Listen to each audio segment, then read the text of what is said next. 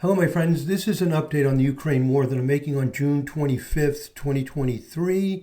This is the 11th video in a series of videos on predictions for the Ukraine war. I haven't made a video in the series for 3 months. People have been asking for an update, and yesterday, June 24th, something dramatic happened, and also for that reason I decided this is a good time to make an update. And by the way, the predictions have been incredibly accurate. I would say easily 95% accuracy. And this is the kind of tool that we use to make the predictions. We have graphs, we have lists of data, we have dynamic adjustments to the configurations in the sky. We just look at these and we interpret them to make the predictions. And first, let me talk a little bit about what's happening right now. Around yesterday, June 24th, maybe it was June 23rd, somewhere around there, this fellow Prigozhin, who heads the Wagner Group, an independent, they call it a mercenary group, that's been conducting a lot of the military actions against Ukraine, he's been very vocal about his frustration with the support he's been getting from Russia, the frustration he's had. And yesterday, or maybe it was the day before yesterday, he had enough. That was it. He just, they can't run this military. We should just run it. He goes into Russia, takes over with all of his forces a military command center. Says he's going to head from that military command center south of Moscow. They're going to head north a few hundred miles into Moscow.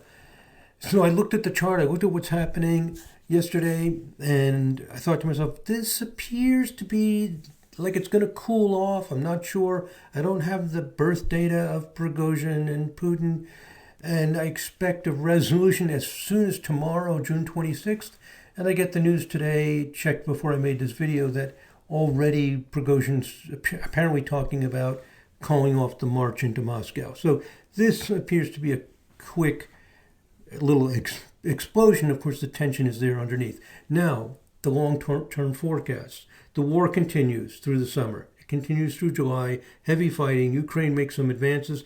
Gets very intense and crazy in August.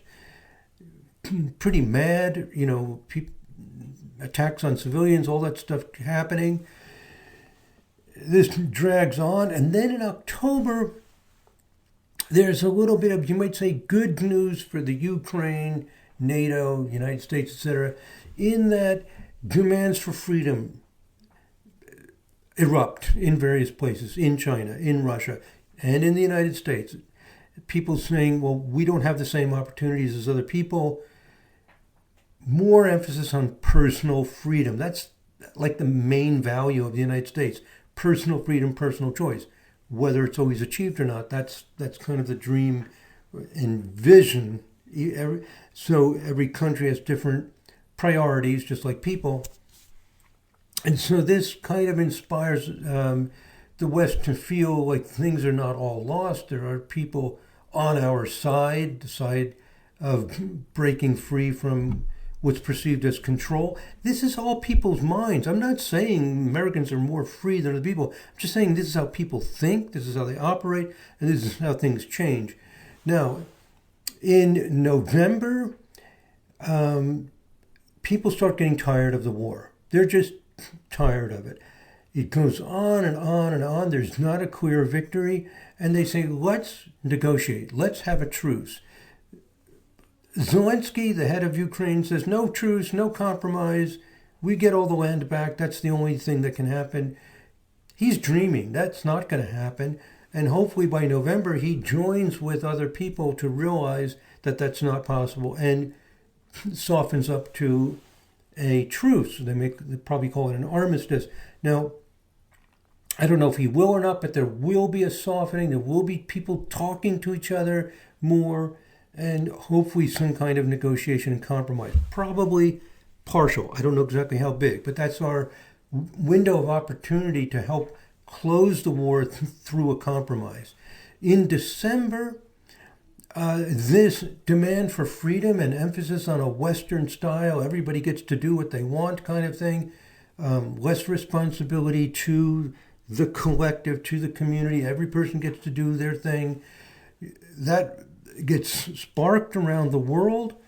And what often happens when this gets really strong, and it gets really strong this winter, December, and then into January 2024, then the United States starts thinking, oh, they want Western-style democracy. Let's help them. Then they use the awful phrase regime change, and kind of destroys everything. So as long as this is handled well, we're going to see waves of pro-American sentiment, pro-Western sentiment in little groups. There'll be backlashes against people from authority. But by December, if the negotiations in November go well, and this wave, there might be a feeling like we can live with this. There's not going to be a conclusion, an end to the war. If there was an end to the war, the terrorist attacks that would go on and the generational effects, the trauma through families and so on, it won't really end. And even that's not likely, a supposed end to the war. So, but by December, people may reach a state where they can live with this. We'll see how well the compromises go in November. I think they're going to be only partial. We'll see exactly how far they go. So that's my forecast for the rest of 2023. And by the way, thank you if you are a subscriber. That's a big help. And some of you are members. As you probably know, we have a membership which currently gives you access to over 400 tutorial videos, including the 10 previous videos on the Ukraine war. And within a month or so, that'll be more than 500 videos as I'm moving more and more of this huge library of information into the membership program. So if you're interested in that, you can go to my YouTube channel, click on join in the upper right corner to become a member, and you'll see the information about it. Thank you very much for listening, my friends. God bless. Namaste. And one other thing, I should do more self-promotion. I was about to end this. The Vibrational Astrology Conference, every year in the first week of March. You can go to vibrationalastrologyconference.com to learn about that. Meet the people using this evidence-based system of astrology. Okay, that's it. Thank you very much for listening. God bless. Namaste.